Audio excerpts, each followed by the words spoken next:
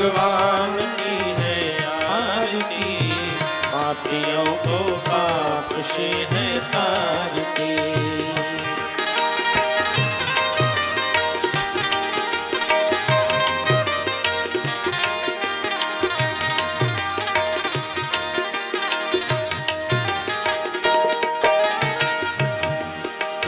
अमर ग्रंथ ये मुक्ति पंक्ति ये पंचम वेद निराला, नव ज्योति जगाने वाला। अमर ग्रंथ ये मुक्ति पंक्ति ये पंचम वेद निराला, नव ज्योति जगाने वाला।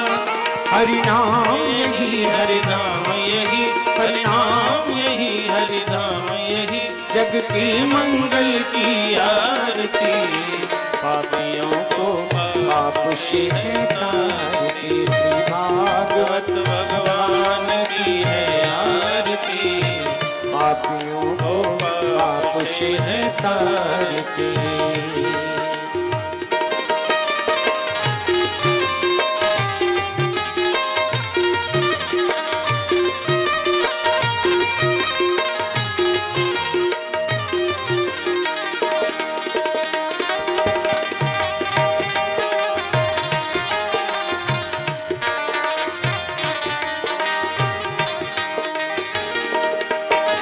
शांति गीत पावन पुनीत, पापों को मिटाने वाला, हरिदर्श कराने वाला। शांति गीत पावन पुनीत, पापों को मिटाने वाला, हरिदर्श कराने वाला। ये सुख करनी ये दुख हरनी, ये सुख करनी ये दुख हरनी, श्री मधुसूदन की आरती, पापियों को पाप से है तारती। श्री भागवत भगवान की है आरती, पापियों को पाप से है तारती।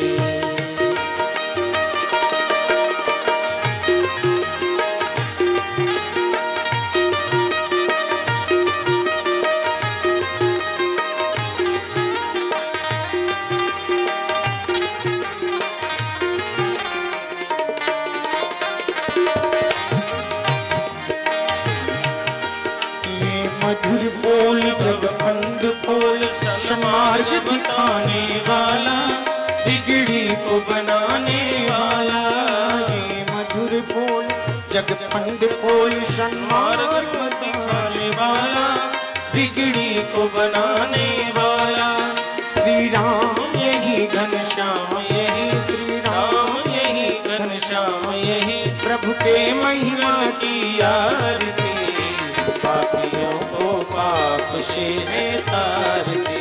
श्री भागवत भगवान की है आरती, पापियों को पाप से है तारती। श्री भागवत भगवान की है आरती, पापियों को पाप से है तारती, पापियों को पाप से है तारती, पापियों को पाप से है तारती। बोलिए वृंदावन बिहारी लाल की जय। श्रीमद् भागवत महापुराण की जय। गौरी शंकर भगवान की जय। गौ माता की, गायत्री माता की जय। भारत माता की जय। अपने अपने माता पिता की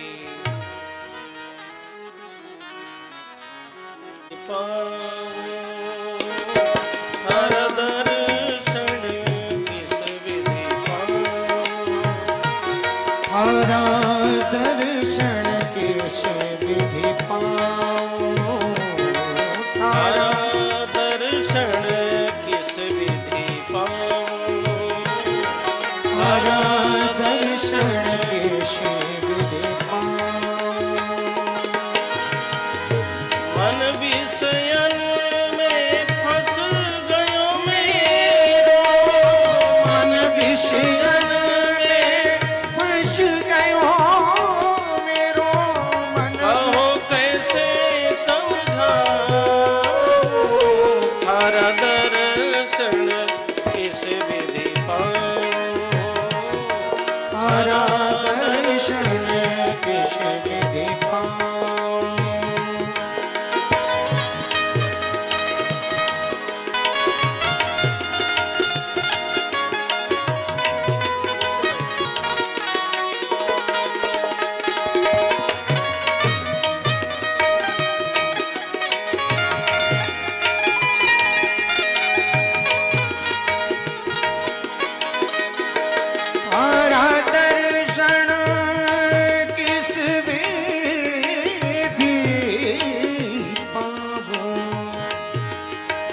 पारो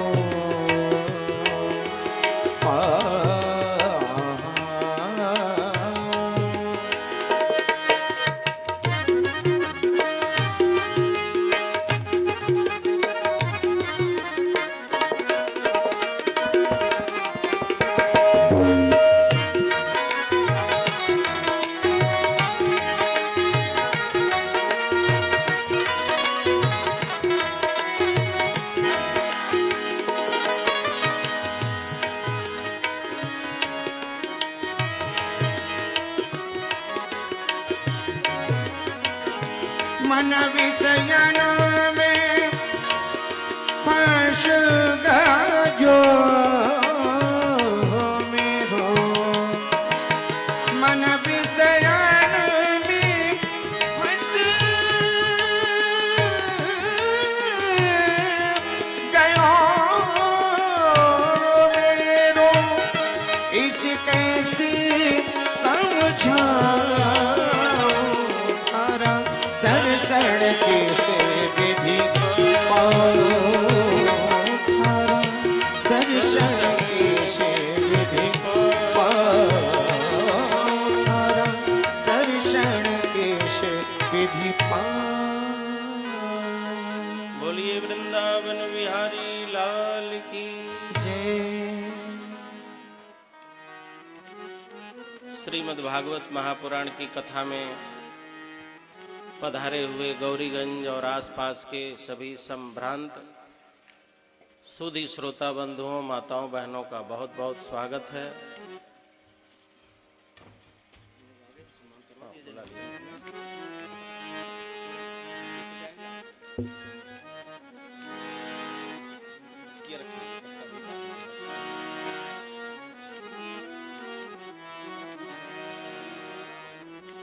भगवान के परम भक्त बहुत ही विनम्र श्रोता समाज के प्रतिनिधि रूप में नागेंद्र सिंह जी, उनके परिवार के सारे लोग,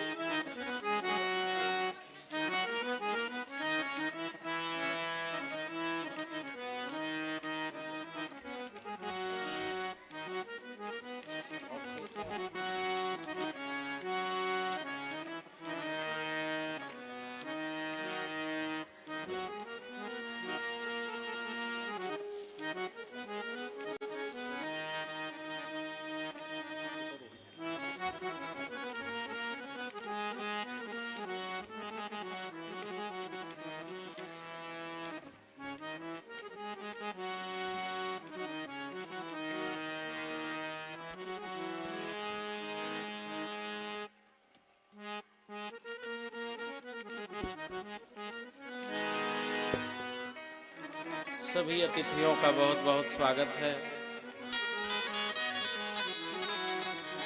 तो नागेंद्र सिंह जी के परिवार के ऊपर भगवान की महती कृपा हुई है, जिसके फलस्वरूप श्रीमद् भागवत महापुराण की कथा के आयोजन का सौभाग्य इस परिवार को प्राप्त हुआ है। आइए हम सभी अपनी चित्तवृत्तियों को समाहित करें, सावधान मन से कथा का श्रवण करें। नैमिषे अनिमिषत् क्षेत्रे ऋषयः शौनकादयः सत्रं स्वर्गाय लोकाय सहस्रशममासत।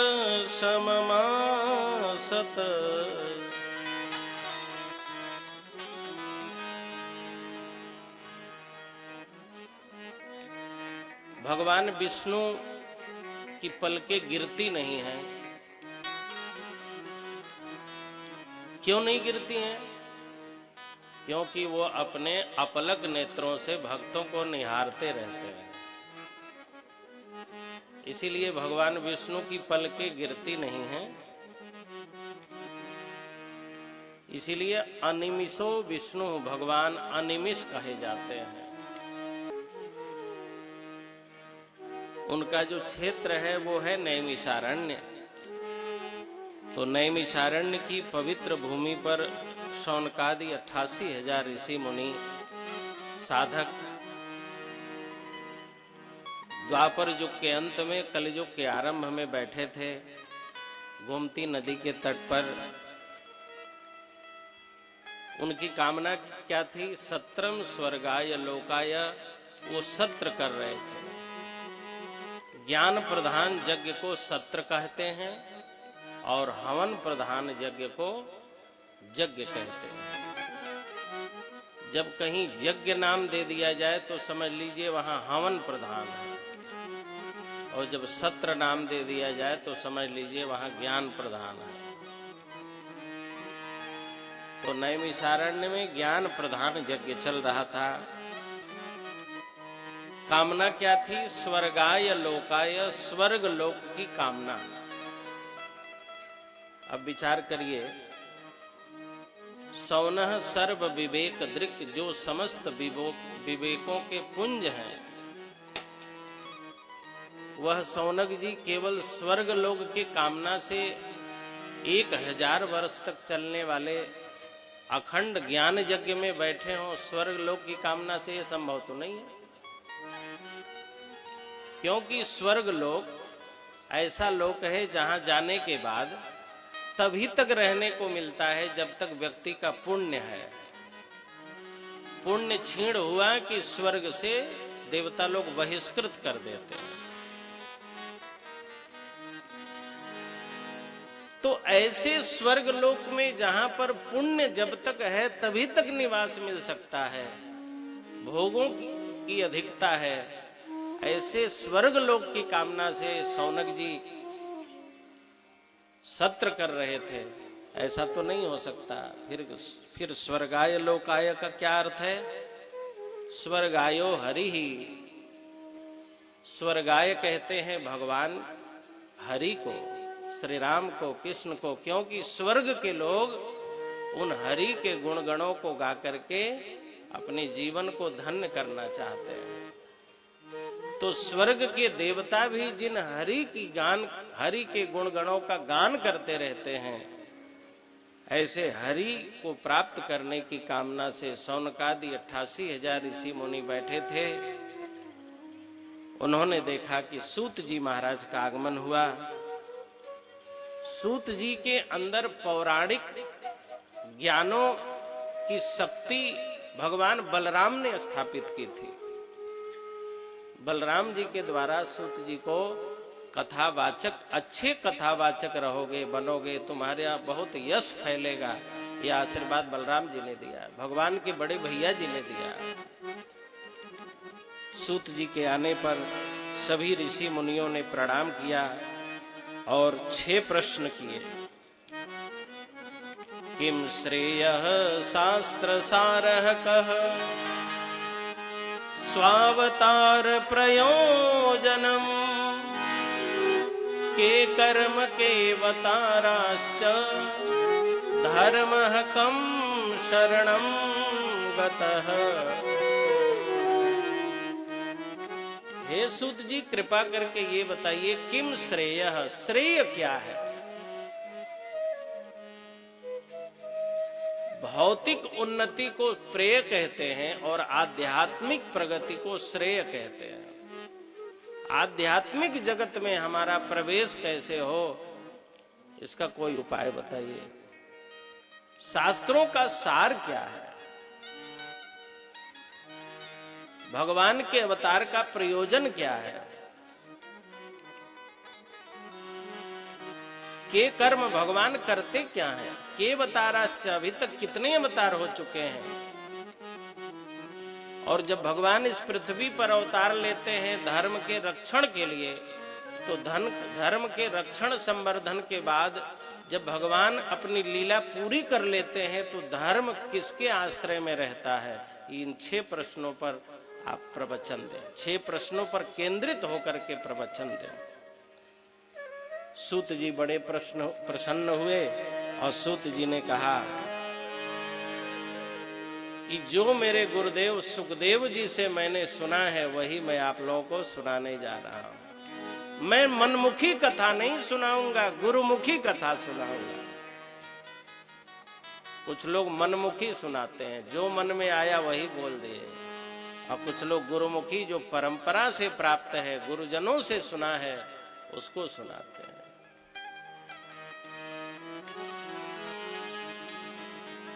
सूत जी महाराज कहते हैं कि जब राजा परीक्षित को सुखदेव जी महाराज सुना रहे थे तो मैं भी वहीं था, और सुखदेव जी ने जो जो कथाएं कहीं गंगा के तट पर, उन्हीं कथाओं को मैं आप सबके सामने सुनाने जा रहा हूं। सूत जी महाराज कहते हैं कि मेरे गुरु जी के पूज्य पिता वेद व्यास एक दिन सम्यप्रास आश्रम में बैठे थे, मन से बहुत खिन्न थे। समझ में नहीं आ रहा था कि मेरी खिन्नता का कारण क्या है, मेरे असंतोष का कारण क्या है। कई बार भौतिक समृद्धि होने के बाद, मान सम्मान, भोजन पानी, समृद्ध परिवार, सब कुछ होने के बाद भी आप अनुभव करते होंगे कि मन बड़ा अशांत है, मन बड़ा विचलित है। 4-4 गाड़ियां हैं, मेरे बच्चे मेरी आज्ञा में हैं, मेरी पत्नी भी बहुत अनुकूल है, मेरे मित्र भी बहुत अच्छे हैं, बैंक बैलेंस है, मकान है, कमी तो कुछ भी नहीं है, लेकिन पता नहीं क्यों मैं सुखी नहीं हूं। आप कहेंगे महाराज इतना होने के बाद कौन ऐसा सोच रहा होगा? मैं आपको बताता हूं, जिसके पास सोने की नगरी थी, सूर्यदेव जहां का बिजली विभाग संभाले हुए थे, इंद्र स्वयं जहां वाटर सप्लाई करते थे, वो रावण शिव तांडव पढ़ने लगा। शंकर जी ने कहा बहुत बढ़िया पढ़ा, हम प्रसन्न हैं, कोई इच्छा है? तो रावण अंतिम में कहता है, जटाटवी गलज्वल प्रवाह पावित स्थले, और ये सब पढ़ने के बाद अंतिम में कहता है, कदा सुखी भवाम्य हम। हे महादेव बस इतना बता दो कि मैं सुखी कब होऊंगा। शंकर जी ने कहा, अब कितने सोने की नगरी और चाहिए? सोने की नगरी तुम्हारे पास, मंदोदरी तुम्हारे पास, मेघनाथ तुम्हारे पास, 1 लाख पुत 1.25 लाख नाती तुम्हारे पास। अब संतोष होने के लिए और क्या चाहिए बोलो? सुखी होने के लिए और क्या चाहिए? वेद व्यास भगवान विचार कर रहे हैं। अच्छा आदमी हमेशा मननशील होता है, वो अपना मनन अपने एकांत में बैठ करके वो मनन करता है। किंवा भागवता धर्मान प्रायण निरूपिता।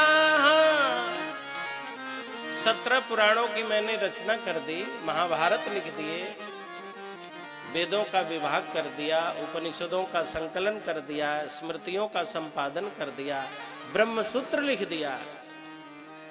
कहीं ऐसा तो नहीं मैंने भक्तों का चरित्र नहीं लिखा इसीलिए मेरा मन प्रसन्न नहीं है? कहीं ऐसा तो नहीं कि इतना कुछ लिख दिया लेकिन भगवान नाराज हो गए कि मेरे भक्तों की कथा तो तुमने लिखी ही नहीं? अच्छा, कोई आपके दरवाजे पर जाए और आपके नन्हे नन्हे बच्चे कोई पानी लेके, कोई दूध लेके, कोई नाश्ता लेके, कोई माला लेके बच्चे आपके खड़े हों और आपके दरवाजे का अतिथि आपके दीवालों की प्रशंसा करे, कोठरियों की प्रशंसा करे, आपके एक एक चीज की प्रशंसा करे, किंतु आपके बच्चों की प्रशंसा न करे, तो मन में उलझन बना रहेगा कि नहीं कि डेंट पेंट तो सबके विषय में ये बोल रहा है, हमारे बच्चों की प्रशंसा नहीं कर रहा है। अच्छा, मैं आपके दरवाजे पर जाऊं और कहूं भाई साहब आप बहुत अच्छे हैं लेकिन आपके बच्चे तो बहुत नालायक हैं, तो मन तो करेगा अभी महाराज को भगा ही दे, लेकिन हम जाते ही आपकी निंदा करने लगे, भाई साहब आपने तो जीवन में कुछ नहीं किया लेकिन आपके बच्चों ने तो कमाल कर दिया। तैसे ही आप कहेंगे महाराज जी बैठा जाए, मुन्ना की मम्मी जरा आरती की थाली लाओ, और जरा बढ़िया चाय बनाओ, दूध लाओ। महाराज जी, हमें और आपको भी अपनी प्रशंसा अच्छी नहीं लगती, लेकिन अपने बच्चों की प्रशंसा कर दो, फिर गदगद हो गए। किंवा भागवता धर्मान प्रायण निरूपिता। कहीं ऐसा तो नहीं मैंने भगवान के भक्तों का निरूपण नहीं किया, इसीलिए भगवान प्रसन्न नहीं हुए। और भगवान नहीं प्रसन्न होंगे, मनमोहन नहीं प्रसन्न होंगे तो मन नहीं प्रसन्न हो सकता, क्योंकि मन से मनमोहन का सीधे संबंध है। क्या करूं, किससे पूछूं, मैं अपने दोषों को किससे बताऊं, अपनी त्रुटियों को किसके सामने रखूं, क्योंकि सबसे अपने दोषों और त्रुटियों के विषय में कहना भी नहीं चाहिए। लोग हंसी उड़ाएंगे, मजाक उड़ाएंगे, पीठ पीछे जाके कहेंगे बहुत विद्वान बन रहे थे, और मन में उलझन बना है।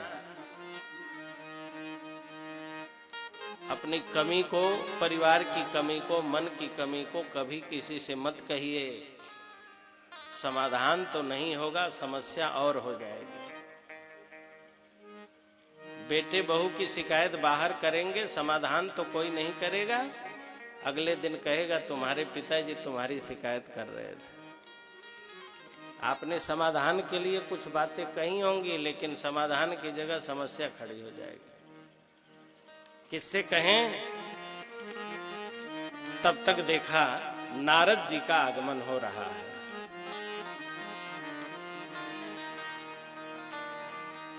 व्यास जी ने नारद जी से पूछा, नारद जी, मेरे मन में जो असंतोष बना है, उस मेरे असंतोष का कारण क्या है, कृपा करके बताइए। नारद जी भी भगवान के अवतार, वेद व्यास जी भी भगवान के अवतार, दोनों एक समान पद वाले हैं, कद वाले हैं, प्रतिष्ठा वाले हैं। समीक्षा की दृष्टि से देखें तो नारद जी विश्व मोहिनी के कारण बंदर तक बन चुके हैं। वेद व्यास को पता है, क्या नहीं पता? 17 पुराणों के लिखने वाला, उसे नहीं पता है कि बंदर बन चुके हैं।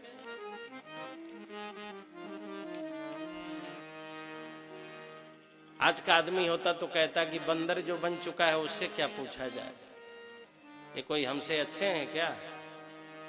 लेकिन जिसे ज्ञान लेना होता है वह ज्ञान ले लेता है, वो ये नहीं देखता है। भागवत महापुराण में भ्रमर गीत है, लेकिन मक्खी गीत नहीं है, क्योंकि ये जो मक्खियां होती हैं ना, वो ये नहीं देखती कि कहाँ बैठना है, कहीं भी बैठ जाती हैं, और प्रायः करके गंदगी पर तो जरूर बैठ जाती है। मक्खी गंदगी पर बैठ जाए तो उसका पैर नहीं फंसता, लेकिन मधु में बैठ जाए तो उसका पैर तुरंत फंस जाता है। अच्छे जगह जाके फंस जाती है और विष्ठा में बैठती है तो मुक्ति का अनुभव करती है। लेकिन भागवत में भ्रमर गीत है, भंवरा मर जाएगा लेकिन विष्ठा पर नहीं बैठता। जो अच्छा व्यक्ति होता है वो गुणग्राही होता है। अच्छे ज्ञानों को लेने के लिए वह व्यक्ति के दोषों को नहीं देखता है। यदि अच्छा ज्ञान मिल रहा है तो अच्छा ज्ञान ले लेता है। व्यास जी ने नारद जी से कहा कि हे नारद जी, आप मेरा मार्गदर्शन करें, कृपा करके बताएं मेरे असंतोष का क्या कारण है। तो नारद जी ने कहा, व्यास जी आपने भगवान के भक्तों का गुणगान नहीं किया, इसीलिए भगवान अभी तक आपसे प्रसन्न नहीं है। आप उनके भक्तों की कथा लिखिए, भागवत लिखिए। आप भगवतः इदम भागवतम, जो भगवान के हो चुके हैं उनका चरित्र ही भागवत है। भागवत मतलब भगवान और भागवत मतलब भक्त। आपने भगवत चरित्र तो लिखा किंतु भागवत चरित्र अभी तक नहीं लिखा। समाधि में समाधान हो जाता है।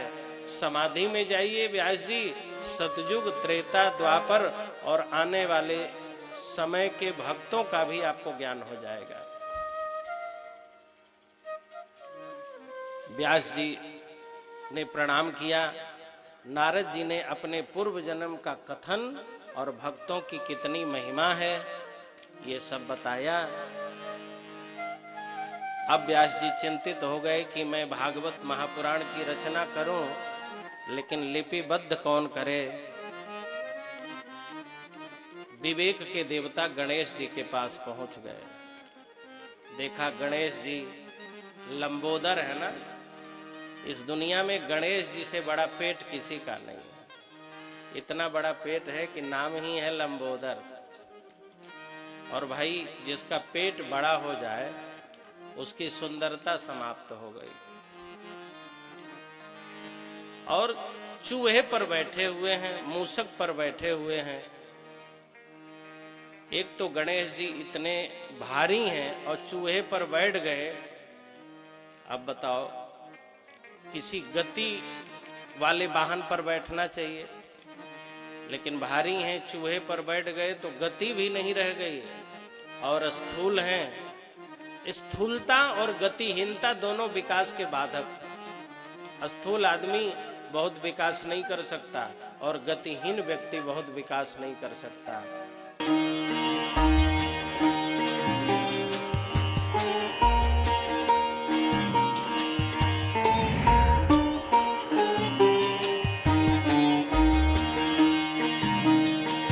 डॉक्टर आर्थो आपको देता है दर्द से पूरी आजादी, एक भरपूर जिंदगी। ये कोई टेम्परेरी पेन किलर नहीं, आयुर्वेदिक औषधि है।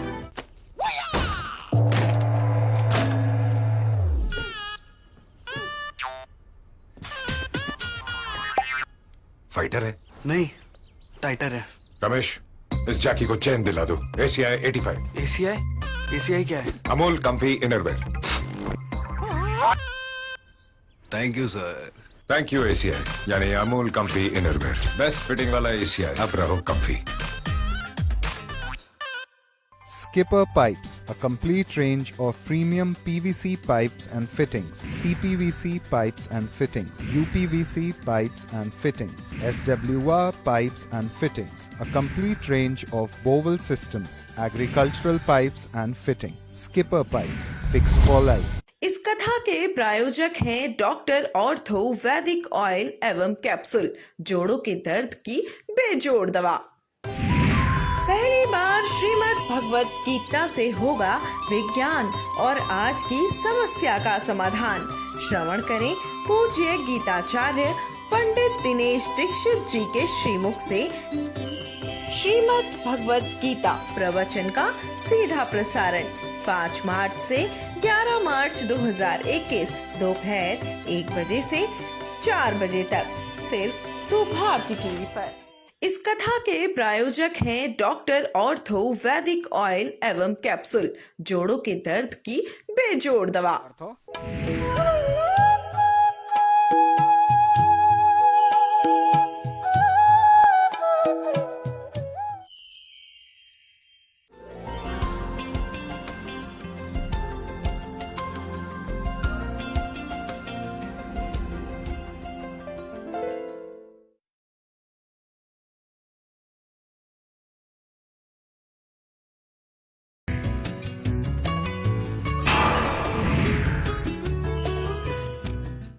नमस्कार, आप सभी का बहुत बहुत स्वागत है हमारे विशेष कार्यक्रम महाकाल ज्योतिष में, और मैं हूं आपके साथ रश्मि मेनन। दोस्तों, सूर्य सभी ग्रहों के राजा हैं। यह आत्मा, पिता, पराक्रम, तेज और क्रोध के कारक हैं। अगर आपकी कुंडली में सूर्य शुभ स्थान पर है तो आपके जीवन में तरक्की ही तरक्की होती है, लेकिन अगर ये गलत स्थान पर बैठ जाए तो ना जाने क्या क्या हो जाता है। सूर्य के दुष्प्रभावों से बचने के उपाय आज हम जानेंगे पंडित मनोज तिवारी जी से। तो आइए पंडित जी का स्वागत करते हैं। पंडित जी, आपका बहुत बहुत स्वागत है। पंडित जी, मैं आपसे जानना चाहूंगी कि जिन जातकों की जिंदगी में सूर्य ग्रह खराब होता है, उन जातकों की जिंदगी में क्या क्या प्रभाव पड़ते हैं? पहली चीज तो मैं बताना चाहूंगा कि इंसान का जो सूर्य ग्रह, जो पहली चीज कुंडली का जो होता है वो मेन होता है। सूर्य ग्रह ग्रहों का राजा होता है। ये शरीर संबंधी चीजें अगर देखा जाए, इंसान को शारीरिक संबंध, जैसे शरीर जो होता है, मेन चीज जो इसका अंग देखा जाता है, रूप देखा जाता है, सौंदर्य देखा जाता है, ये हर चीज अगर देखा जाए तो लगन से देखा जाए। और लगन का जो लग्नापति होता है, मेन चीज अगर देखा जाए वो सूर्य होता है। कुंडली भाव का मालिक सूर्य होता है। और सूर्य का प्रभाव जो होता है वो तेज होता है, और तेज होने का मतलब साथ साथ में अगर देखा जाए पिता से संबंधित अगर देखा जाए समस्याएं सूर्य कराता है। पिता को अगर देखा जाए स्ट्रांग है तो वही पिता का अगर देखा जाए अच्छा सुख समृद्धि मिलता है। अगर वही सूर्य कमजोर पड़ता है तो पिता से दिक्कत सामना करना पड़ता है। साथ साथ में कहीं भी उसको अच्छी सफलता नहीं मिल पाती है, क्योंकि जब सूर्य ही अगर देखा जाए ऐसी दिक्कतें दे रहा हो, कुंडली में अनिष्ट हो या जो है बिल्कुल एकदम से प्रॉब्लम कर रहा हो, तो इसके लिए देखना चाहिए कि सूर्य किस अंश में है, किस डिग्री में है, क्यों इतना अगर देखा जाए ऐसा प्रभाव डाल रहा है। तो इसके लिए ये भी देखना साथ साथ में कि कुंडली में कहीं ऐसा प्रभाव तो नहीं कि सूर्य के प्रभाव से देखा जाए कहीं और ग्रह तो नहीं कि आपको दिक्कत दे रहे हों, कि सूर्य को आप देख रहे हैं कि सूर्य आपका अच्छा है, तो सूर्य आपका अच्छा है तो उसके ऊपर कोई ऐसा ग्रहों की दृष्टि तो नहीं पड़ रही है जिसके कारण उसको समस्या हो रही। तो इसके लिए सूर्य के लिए उपाय करें, और सूर्य जब तक उपाय नहीं करते हैं तो समझ लीजिए कि समस्या से समाधान आपको अच्छी नहीं मिल पाती है, निजात नहीं मिल सकता है, ये चीज जान लीजिए आप। जी हाँ पंडित जी, कार्यक्रम को आगे बढ़ाने से पहले हमारे साथ एक कॉलर जुड़ चुके हैं, चलिए पहले उनसे बात कर लेते हैं। स्वागत है आपका हमारे कार्यक्रम में, अपना नाम बता दें। उदयवान सिंह जी, आप अपने जन्म की तिथि, समय और स्थान बता दें। 12/11/1978। जी, जन्म का समय और स्थान भी बता दें। जन्म का समय सुबह 7:36। और जन्म का स्थान? मध्य प्रदेश, भोपाल। क्या जानना चाहते हैं आप पंडित जी से? हम ये जानना चाहते हैं, हमारे लड़के की शादी को लेकर के बड़ी समस्या हो रही है और वो काफी उम्रदार, मतलब 2-3 साल से काफी परेशानी का सामना करना पड़ रहा है। जय श्री राम। जय श्री राम गुरु जी, प्रणाम। आयुष्मान भव। वृश्चिक लगन मीन राशि बनती है आपकी महाशय जी बच्चे की। ये लड़का है आपका? जी जी जी, लड़का है। हाँ, तो ये जन्म कुंडली हमारी है, लड़के की शादी की संबंध